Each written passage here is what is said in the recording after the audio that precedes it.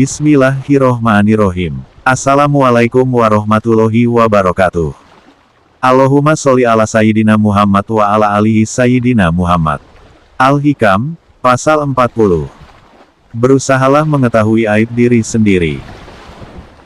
Usahamu untuk mengetahui celah diri yang masih ada di dalam dirimu, itu lebih baik dari usahamu untuk terbukanya bagimu tirai gaib. Syarah. Seorang salik haruslah berusaha selalu melihat celah dan aib yang ada pada diri sendiri, jangan sampai mempunyai tujuan supaya mengetahui perkara yang gaib yang menjadi kemauan hawa nafsu, seperti ingin mengetahui rahasia di hati orang lain, rahasia takdir dan lain-lain. Karena itu bisa mencela kehambaanmu kepada Allah. Orang arif berkata, jadilah hamba Allah yang selalu ingin mencapai istiqomah, dan jangan menjadi hamba yang menuntut karomah. Istiqomah adalah menunaikan kewajiban, sedang karomah adalah menuntut kedudukan. Karomah dan kedudukan yang diberikan Allah kepada seorang wali itu, sebagai hasil dari istiqomah. Istiqomah berarti tetap dalam ubudiyah, tidak berubah keyakinan dan kepercayaannya kepada Allah, ketuhanan Allah, kekuasaan Allah dan kebijaksanaan Allah, baik dalam keadaan sehat ataupun sakit, senang ataupun susah, suka ataupun duka, kaya ataupun miskin. Al-Hikam, Pasal 41. Al-Haq itu tidak bisa dihijab. Al-Haq, ialah Allah Subhanahu wa Ta'ala, tiada terhijab terbatas tirai oleh sesuatu apapun, sebab tidak mungkin adanya sesuatu yang dapat menghijab Allah. Sebaliknya manusialah yang terhijab sehingga tidak dapat melihat adanya Allah. Sebab sekiranya ada sesuatu yang menghijab Allah, berarti sesuatu itu dapat menutupi Allah, dan andai kata ada tutup bagi Allah, berarti wujud Allah dapat terkurung dibatasi, dan sesuatu yang mengurung membatasi itu, dapat menguasai yang dikurung dibatasi, padahal Allah yang berkuasa atas segala makhluknya. Syarah. Pada hakikat Allah itu tidak bisa dihijab, yakni hijab itu menjadi sifatnya Allah itu tidak. Akan tetapi yang menghijab sehingga kamu tidak bisa melihat Allah itu adalah sifat-sifat nafsumu sendiri. Karena sekiranya ada sesuatu yang bisa menghijab Allah, pastilah perkara tersebut lebih besar dan lebih berkuasa bisa mengalahkan Allah. Karena sesuatu yang bisa menghijab, menghalangi itu bisa menutupi dari melihat sesuatu yang di belakangnya. Dan itu tidak sah buat Allah. Karena Allah berfirman, Allah itu zat yang bisa memaksakan apa yang dikehendaki mengalahkan semua hambanya. Al-Hikam, Pasal 42. Keluarlah dari sifat basyariyah. Keluarlah dari sifat-sifat kemanusiaanmu, sifat buruk dan rendah, semua sifat yang menyalahi kehambaanmu, supaya mudah bagimu untuk menyambut panggilan Allah dan mendekat kepadanya. Syarah. Sifat-sifat manusia terbagi jadi dua yaitu, lahir dan batin. Sifat lahir ialah yang berhubungan dan dilakukan dengan anggota jasmani, dan sifat batin ialah berlaku dalam hati rohani. Sedang yang berhubungan dengan anggota lahiriah juga terbagi dua, yang sesuai dengan perintah syariah dan yang menyalahi perintah syariah yang berupa maksiat. Demikian pula yang berhubungan dengan hati juga terbagi dua, yang sesuai dengan hakikat kebenaran bernama iman dan ilmu, dan yang berlawanan dengan hakikat kebenaran berupa nifak dan kebodohan. Sifat-sifat yang buruk rendah ialah, hasad, iri hati, dengki, sombong, mengadu domba, merampok, korupsi, gila jabatan, ingin dikenal, cinta dunia, tamak, rakus, riya dan lain-lain. Dan dari sifat-sifat buruk ini akan menimbulkan sifat permusuhan, kebencian, merendahkan diri terhadap orang kaya, menghina orang miskin, pandai menjilat, sempit dada, hilang kepercayaan terhadap jaminan Allah, kejam, tidak malu dan lain-lain. Apabila seseorang telah dapat menguasai dan membersihkan diri dari sifat-sifat yang rendah, yang bertentangan dengan kehambaan itu, maka pasti ia akan sanggup menerima dan menyambut tuntunan Tuhan, baik yang langsung dalam ayat-ayat Al-Quran dan yang berupa tuntunan dan contoh yang diberikan oleh Rasulullah Shallallahu Alaihi Wasallam. Dan dengan demikian berarti ia telah mendekat ke hadirat Allah Subhanahu wa Ta'ala. Sifat ubudiyah, kehambaan ialah mentaati semua perintah dan menjauhi semua larangan, mengerjakan perintah dan meninggalkan larangan tanpa membantah dan merasa keberatan. Ingatlah sesungguhnya hakikat suluk yaitu, berusaha untuk membersihkan hati dari akhlak yang tercela, lalu dihiasi dengan akhlak yang baik dan terpuji, dan ini semua tidak akan berhasil kecuali mendapat pertolongan dari Allah.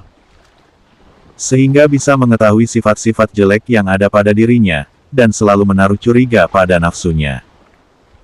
Berprasangka buruk pada nafsunya, sehingga Syekh Ibnu Athaillah dawuh pada hikmah selanjutnya. Al-Hikam, pasal 43-44. Ridho dengan nafsu adalah pangkal kemaksiatan. 43.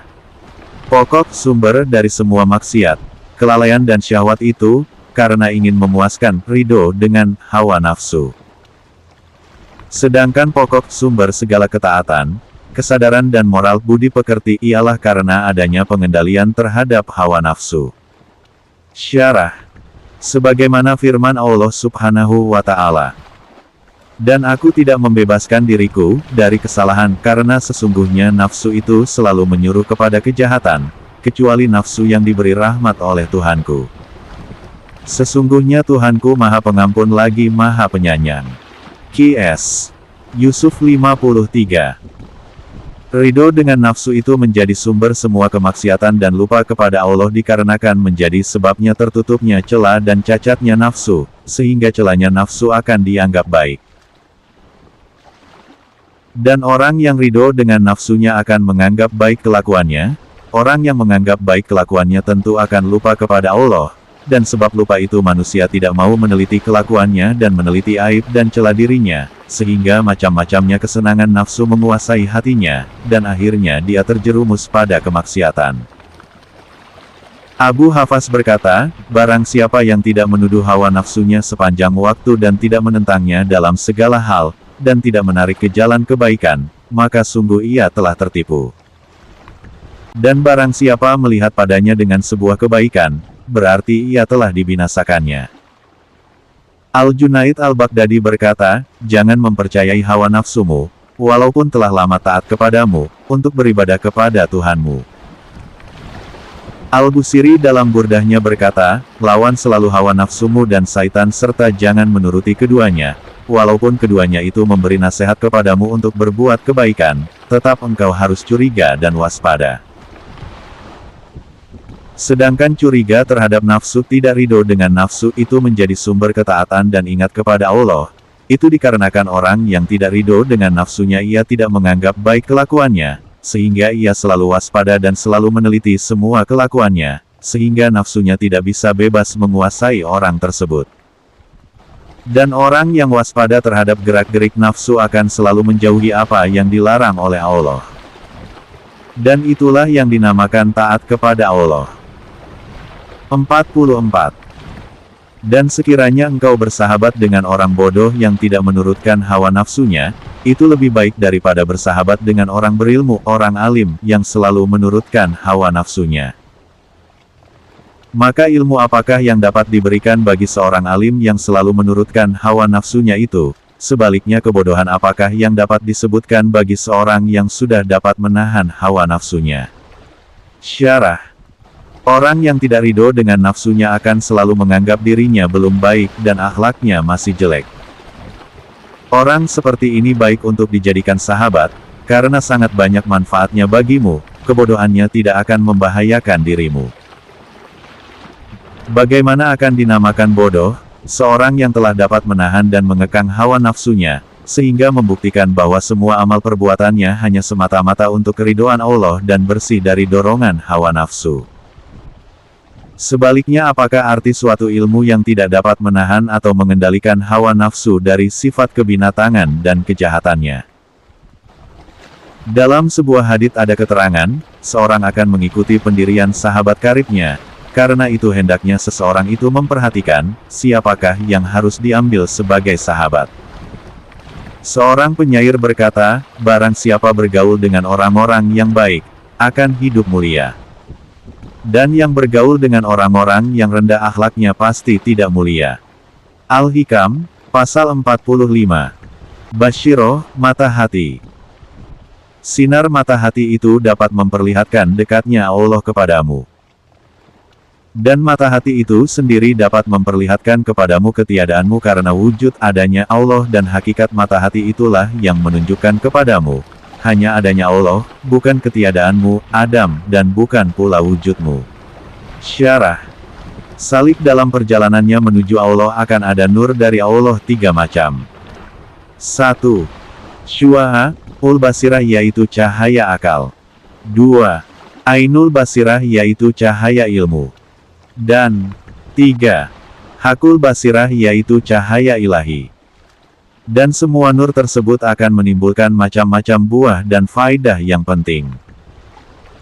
Maka orang-orang yang menggunakan akal mereka, masih merasa adanya dirinya dan dekatnya kepada Tuhan, yakni, Allah selalu meliputi dan mengurung mereka.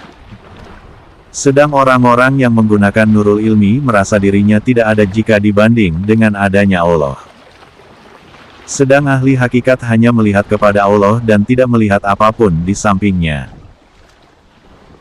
Bukannya mereka tidak melihat adanya alam sekitarnya, tetapi karena alam sekitarnya itu tidak berdiri sendiri, tetapi selalu berhajat kepada Allah, maka adanya alam ini tidak menarik perhatian mereka, karena itu mereka menganggap bagaikan tidak ada. Sebagian ulama ahli Thariqah berkata, seorang hamba tidak akan mencapai hakikat tawadu kecuali sudah bersinarnya hati dengan nur musyahadah. Dan ketika hati sudah bersinar maka nafsunya akan lebur dan bisa menetapi kebenaran dan akhlak yang baik. Al-Hikam, Pasal 46. Makam fana. Sebelum adanya makhluk telah ada Allah, dan tiada suatu di sampingnya, dan ia kini sebagaimana adanya semula. Syarah. Keadaan seperti ini adalah keadaan orang yang sudah berada di makam fana, dia tiada melihat sesuatu kecuali Allah. Bagaikan seorang di dalam gedungnya, kemudian ia mengisi rumah dengan perabot dan boneka atau patung, lalu ditanya, siapakah yang ada di dalam gedung itu? Jawabnya, hanya dia seorang, yakni semua boneka dan patung itu tidak dapat disebut sebagai temannya. Demikian pun orang ahli hakikat tidak melihat adanya sesuatu yang dapat disebut selain Allah, Azza wa Jalla. Al-Hikam, Pasal 47. Al-Karim tumpuan segala hajat. Jangan melampaui, melanggar niat dan tujuanmu, hasrat dan harapanmu, kepada lainnya.